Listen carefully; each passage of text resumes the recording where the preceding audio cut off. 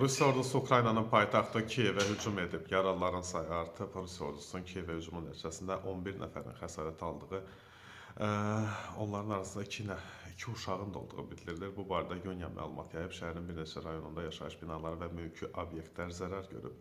Yanğınlar qeydə alınıb. Kiyev meri Vitali Kliçkonun sözlərinə görə hücumdan sonra paytaxtın təxminən 1/3-də istilik təchizatı kəsilib, sol sahilin bəzi ərazilərində isə elektrik enerjisi verilişi dayandırılıb. Kiyev vilayətində hücum nəticəsində bir qadın həlak olub. Bir neçə nəfər ağır vəziyyətdə xəstəxanaya yerləşdirilib. Xilas etmə işləri davam edir. Dağıntılar altında ölü və yaralı sayının artacağı istisna edilmir.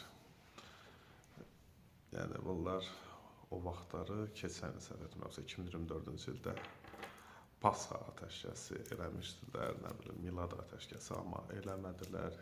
Yeni il ateşkəsindən də söz gedə bilməz.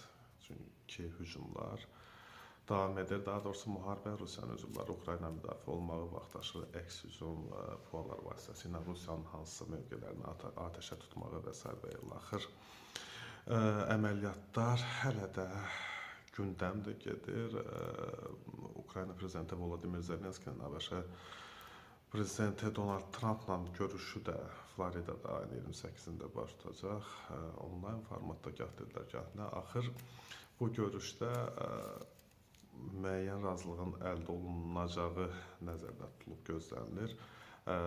Daha doğru desək, Rusiyanın, Putinin istədiyi kimi Zelenskinin kapitulyasiya aktına imza atması yox, amma Trumpın təklif etdiyi kimi müəyyən güzəştlərə gedərək atəşkəsə nail olunacağı gözlənilir.